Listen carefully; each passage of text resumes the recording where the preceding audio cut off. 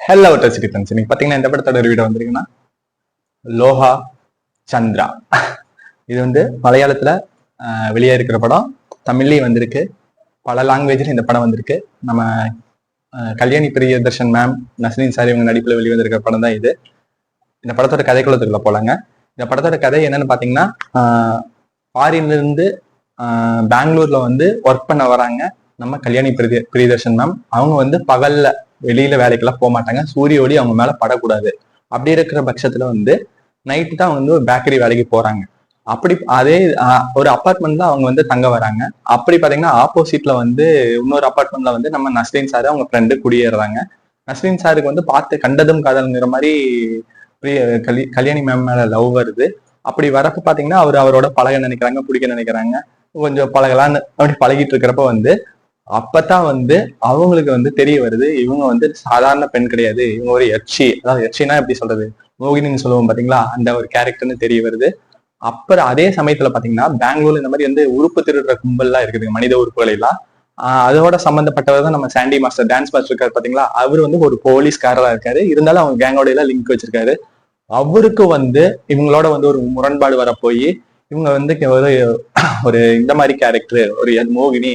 அப்படி அவங்க கடிச்சாலே வந்து அவங்களோட பவர் வந்து இப்ப எப்படி இங்க மிருதம் கடிச்சா வந்து வெளியேறுது, அது மாதிரி வந்து இவங்களை வந்து கடிச்சாலே வந்து உங்களோட பவர் வந்து உங்களுக்கு வர மாதிரி சாண்டி மாஸ்டரும் வந்து அந்த மாதிரி அதாவது எப்படி சொல்றது, எச்சியா மாறுறாங்க.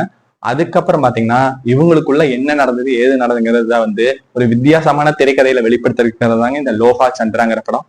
இது உண்மையாலுமே வந்து என்ன சொல்றதுன்னா, நம்ம மலையாளத்துல வந்து ஃபர்ஸ்ட் எல்லாம் மின்னல் முரளின்னு ஒரு சூப்பர் ஹீரோ பார்த்த படம் பார்த்தோம். அதே மாதிரி இது வந்து சூப்பர் உமன் வச்சு ஒரு படம் எடுத்திருக்காங்க. அதுதான் இந்த படம். இதுல பாத்தீங்கன்னா எப்பவுமே வந்து இந்த மாதிரி ஸ்பைடர்மேன், சூப்பர்மேன் அந்த மாதிரி புதுசா யோசிக்காம வந்து ஒரு வேம்பயர், காட்டேரி எப்படி காட்டேரி ஒரு பெண்ணுக்குள்ள வந்ததுன்னா எப்படி இருக்கும், அதை வந்து இப்படி வந்து பிரசன்டேஷன் பண்ணியிருக்காங்க. இதுல என்ன ஒரு பிளஸ்னா, இதுக்கு ஒரு பிளாஷ்பேக் அந்த பொண்ணு சொல்லுவாங்க, இந்த எப்படி உருவானா, இப்ப எப்படிங்க ஸ்பைடர் கடிச்சா வந்து ஸ்பைடர்மேன் மாறிட்டா, அது மாதிரி சொல்ல மாதிரி இவங்க எப்படி அந்த எச்சி கேரக்டர் உங்களுக்குள்ள வந்ததுன்னு ஒரு பிளாஷ்பேக் சொல்லுவாங்க. அதுதான் படத்துல வந்து பிளஸ்ஸாவே நினைக்க தோணுது. உண்மையாலுமே அந்த இடம் அந்த சீன் வந்து ஒரு சின்ன பொண்ணு கேரக்டர், அதாவது கல்யாணி பிரியதர்ஷன் பல வருஷங்களுக்கு முன்னாடி சின்ன பொண்ணா இருந்தப்ப அவங்களுக்கு வந்து அந்த சூப்பர் பவர் கிடைச்சு மாறுவாங்க பாத்தீங்களா, அந்த சீன் தான் உண்மையாலுமே வந்து படத்துக்கு வந்து கூடுதல் வலிமையே தருது. இப்படி படம் ஃபுல்லாவே வந்து ஒரு மர்ம பாணியிலேயே போகுது, என்னன்னே தெரியாத முடிச்ச மாதிரியே தான். அது என்ன திரைக்கதையை இவங்க சொல்ல வராங்கன்னு முடிச்ச அப்படியே ஒரு வித்தியாசமா தான் இருக்கும். இருந்தாலும் அந்த பிளாஷ்பேக் போர்ஷன் உண்மையாலுமே பக்காவா டெலிவர் பண்ணியிருந்தாங்க. அவ்வளவு ஒரு அழகான பிளாஷ்பேக் போர்ஷன். இவங்க ரெண்டு பேத்துக்குள்ள வந்து பாத்தீங்கன்னா அந்த லவ் காட்சிகள்லாம் வர்றதாக நஸ்ரீன் சார் வந்து நினைக்கிறாரு, ஓ உங்களை விரும்பலாம்னு டக்குன்னு பாத்தீங்கன்னா உங்களுக்கு அந்த சக்தி, இது ஐயோ வித்தியாசமான பெண்ணுன்னு தெரிஞ்ச பிறகு அவருக்கு போய் சப்போர்ட் பண்றாரு நம்ம நஸ்ரீன் சார். அந்த இடத்துல எல்லாம் பாக்குறதுக்கு எனக்கே ஆச்சரியமா இருந்தது. ஐயோ காட்டேரியவே கரெக்ட் பண்ண பாக்குறாரா நம்ம ஆளு, அந்த மாதிரி நான் எனக்கே தோணுச்சு. அப்புறம் பாத்தீங்கன்னா என்னன்னா, இந்த சாண்டி மாஸ்டரோட அவதாரம் சரியான இதுங்க. அவர் வந்து லியோலயே பாக்குறப்போ ஒரு பேய் மாதிரி தான் வந்து நிப்பாரு. டக்குன்னு பார்த்தா இதுலயும் அப்படித்தாங்க, ஒரு முரட்டுத்தனமான போலீஸ் அதிகாரியா அவர் வெளிப்படு வர்றதே பாத்தீங்கன்னா அவருக்கு சைக்கோ கேரக்டர் மாதிரி தான் வராரு. அப்படி வந்துமே பாத்தீங்கன்னா இவங்க இருக்க ஒரு அந்த வேம்பையர் கடிச்ச பிறகு மாறுறாரு பாத்தீங்களா, அது இன்னுமே அவங்க பெத்த தாயவே கொண்டுவாரு இதுல. அந்த மாதிரி சீன் எல்லாம் பாக்குறப்ப எனக்கே வந்து வித்தியாசமா போச்சு. என்னடா இது, இந்த மாதிரி மனுஷன் நல்லா நடிக்கிறானே, இந்த கேரக்டர் பேய்னா அசால்ட்டா சாண்டி மாஸ்டர் நடிக்க வைக்கலாம் போல. மீசதாடி எடுத்துட்டு இப்படி கெட்ட இது மட்டும் கண்ணை மட்டும் விரிச்சு பார்த்தாலே ஒரு கண்டிப்பா பேய் தாண்டா, அந்த மாதிரி நம்ப வச்சுட்டாங்க. இப்படி படம் ஃபுல்லாவே வந்து ஒரு மர்ம மாடியில தான் போகுது.